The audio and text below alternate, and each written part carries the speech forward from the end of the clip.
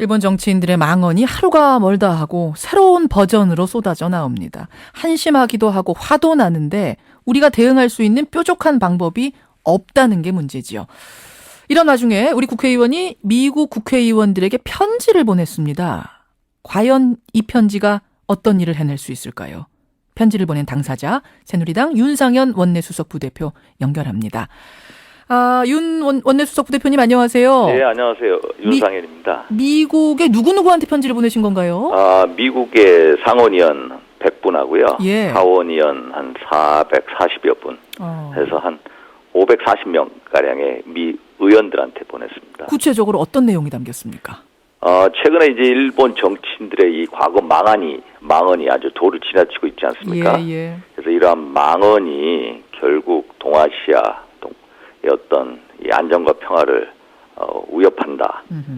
또 일본 정치인들의 어떤 진심 어린 과거사에 대한 반성과 책임 있는 자세를 변화가 있어야 된다. 그래서 한국과 미국 양국 의회가 좀 더 깊은 관심을 기울이고 협조해 나가자 이런 내용들입니다. 협조해 나가자. 그러니까 규탄이나 비판 정도를 넘어서 어떤 실질적인 대응책 같은 게 미국 의회에서 나올 게 있습니까?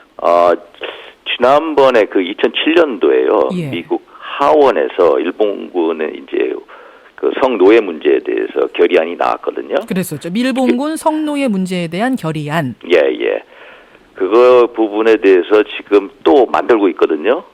미국 의원들이. 예. 그래서 보다 진전되고 이제 강력한 결의안이 나올 수 있게 하는 거죠. 그런 결의안이 나오면 이게 압박이 상당히 되는 건가요, 일본에? 압박이 되죠.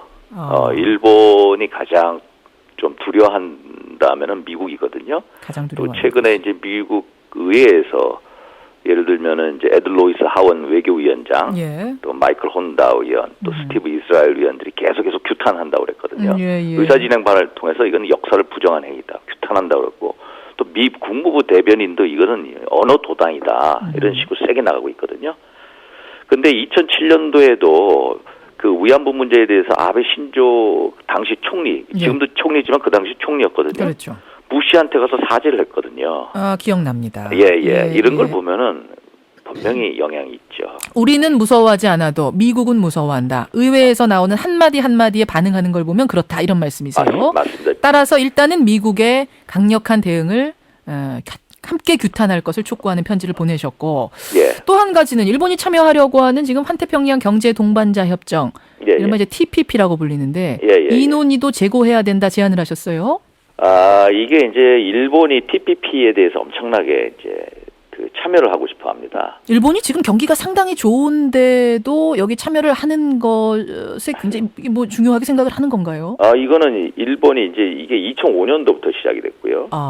이게 이제 그 처음에 4개국에서 시작하다가 이제 지금 미국까지 포함이 돼가지고 한 11개국이 참여하고 있거든요.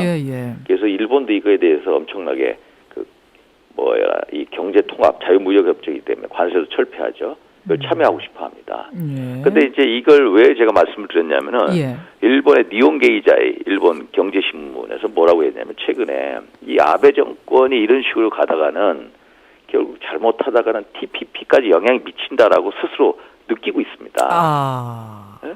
일본 스스로 이 얘기가 나왔거든요. 우리에게 그게 위협적인 거라고 스스로 지금 알고 있고 얘기를 하고 있군요. 왜냐하면 이게 결국 TPP라는 게 트랜스퍼시픽 파트너십이거든요. 환태평양 경제 동반자 협정인데 말 그대로 이제 동반자라는 건데 동반자 협력 체계를 갖추자는 건데 이런 식의 역사인식과 배타적인 이제 그 태도를 가지고 어떻게 환태평양 아시아 국가들하고 이 파트너십에 참여할 수 있겠습니까? 그렇죠. 그래서 이런 어떤 경제적 이익의 힘으로 계속 이제 힘을 얻어가지고 이런 잘못된 역사관을 가지고 망언을 가지고 평화 안정을 훼손한다면은 협력체를 흔든다는 걸 본인 스스로들이 느끼고 있기 때문에 이런 걸 한번 써보자. 이것도 역시 미국이 주도적으로 안 된다 얘기하면은 들어올 수 없는 겁니까? 미국뿐만 아니라 11개국이 같이 이제 11개국이 참여하고 있기 때문에. 그럼 다수결로 결정을 하나요? 누가 이게 원래 저는 일치를 해야 됩니다. 합의 일치가 하나하나 모든 국가가. 그렇군요. 그런데 거기에 보면 말레이시아 같은 나라는 과거 이제 일본의 침략을 받았던 나라거든요. 일단 처음에 이걸 하기 전에 각 국가들하고 접촉을 해서 1대1로 다 받아냈습니다. 일본이. 받아내서 이제 협상에 참여하려고 하는데 예. 다시 재고해라. 이런 얘기입니다. 그렇군요. 지금 청취자 8672님도 이제 이런 문자 주셨습니다만 예. 그런데 우리가 언제까지 미국만 이렇게 찾아야 되는가 우리 문제인데 이거 그러면. 우리가 실질적으로 일본에다가 항의할 방법은 없나 그냥 제가요. 예. 또 지금 오늘이나 내일 일본에 대한 이 의원들에게도 이제 규탄 소위 말해서 역사를 직시하자.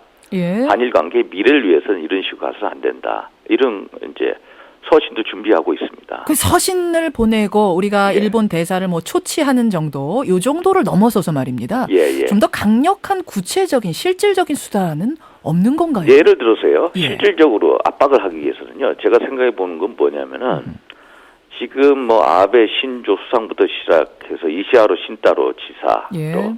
또 하시모토 시장도 있고. 하시모토 도루 오사카 시장. 예. 하시모토 도루 같은 경우 계속해서 얘기가 나오고 있지 않습니까? 이런 사람들에 대해서 심지어 하시모토 도루, 이시하도 신타로 이런 사람들이 예를 들어서 아시아 국가 한국이라든지 중국이라든지 이런 나라에 들어올 때 아예 입국 금지 조치를 시켜야 된다. 아하. 예. 우리가 그건 연합해서 해야 된다. 연합해서 예. 그 정도를 하면 이게 압박이 될 것이다. 그 정도로 우리가 강력하게 나가야 된다. 정치인들한테는 그 정도가 크게 발목을 잡는 일입니까? 예, 발목을 예. 큰 흠집이 되는 일이다. 예. 그런 그 정도까지 강력한 실질적인 조치를 생각해야 된다. 지금 새누리당의 원내수석 부대표 되셨잖아요. 예. 이런 거 좀 강력하게 추진해 보실 수 있겠네요. 그러면 요번에 이제 열리면 뭐 규탄 망언 결의안부터 시작해서 이제 예를 들어서 규탄 결의안을 예. 미국 의회하고 같이 공동으로 추진한다든지 이런 걸 제안할 수도 있고요. 혹시 미국 쪽에서도 어떤 답변을 좀 들으셨습니까? 편집은 아직까지는 없습니다. 아직은 없군요. 제가 어제 보냈기 때문에요. 예, 알겠습니다. 새누리당 윤상현 의원 신임 원내수석 부대표 만나고 있습니다. 화제를 잠깐 돌려보죠. 예. 북한 얘기입니다. 북한이 최근 육자회담 복귀 의사를 밝혔고 6.15 예. 선언도 남북 공동 주최하자 뭐 이런 제안을 했는데 예. 우리는 비핵화 없이는 받아들일 수가 없다. 어제 예. 공식적으로 발표를 했습니다. 예. 이 상황은 어떻게 보세요? 우리가 좀 그래도 받아들여야 뭐가 문이 열리는 게 아닌가라는 시각도 있는데. 육자회담 복귀에 대해서는 당연히 받아들이죠. 예. 육자회담 복귀에 대해서는 당연히 받아들이고 우리 육자회담 복귀를 원하죠. 그러나 위로 행사를 공동으로 개최하자 이렇게 하지 않았습니까? 예. 근데 문제는 뭡니까? 지금 개성 이제 그 단지가 공단이 폐쇄돼 있지 않습니까? 그렇죠. 또 이 북한이 최근까지도 이제 그 전쟁 위협을 고조시켜 왔거든요. 그러면 우리 입장은 뭡니까? 일단 개성공단을 정상화하기 위한 실무 협의를 하자는 입장이거든요. 예. 근데 실무 협의는 안 하고 갑자기 뜬구름없이 팩스 보내가지고 6.15 행사, 공동 행사하자. 이런 식으로 나오니까 문제죠. 이중 플레이다. 이게 뭐냐? 이 통일 전선 전술이죠. 이 소위 말해서 6.15 행사 남측 공동위원회하고 하자, 개성해서 하자 이런 식으로 주장해가지고 예. 한국 내부 사이 균열을 만들겠다. 그래서 남남 갈등 조장하겠다. 이런 어떤 속셈을 우리가 뻔히 아는데 그 정도로밖에 아닐게요. 예, 위로 공동 행사를 개성해서 하는 거는 할 수 없다는 거죠. 지금 한중 정상회담이 조만간 열리는데요. 여기서 예. 어떤 해법을 박근혜 대통령이 가지고 가십니까? 한중 정상회담이 6월 말에 예정이 돼 있거든요. 예. 그러면 우리 정상회담 결국 당연히 북한의 진정성 있는 대화 의지가 있어야 되죠. 대화 의지. 결국 개성공단을 다시 정상화시킨다든지 비핵화 논의에 온다든지. 예. 그리고 우리는 북한에 대해서 한반도 신뢰 프로세스를 중심으로 해서 그 대북 인도적 지원은 정책 상황하고 상관없이 계속 해주겠다는 거거든요. 그것을 같이 중국과 우리가 공동으로 공조해서 압박하자 뭐 이런 것들을 합의하는 그런 겁니까? 것들도 포함이 되겠죠. 예. 일단 중요한 것은 북한의 진정성 있는 태도 변화고요. 우리도 그거에 대해서 서로 신뢰를 쌓아가면서 할 수 있다. 이런 거거든요. 알겠습니다. 북한 문제 생각해도 답답하고 일본 예, 문제 생각해도 답답하죠. 답답하고 예. 여당의 원내수석 부대표로서 하실 일이 많은 것 같습니다. 예. 적극적으로 기대하겠습니다. 예, 고맙습니다. 예, 고맙습니다. 새누리당 신임 원내수석 부대표 윤상현 의원이었습니다.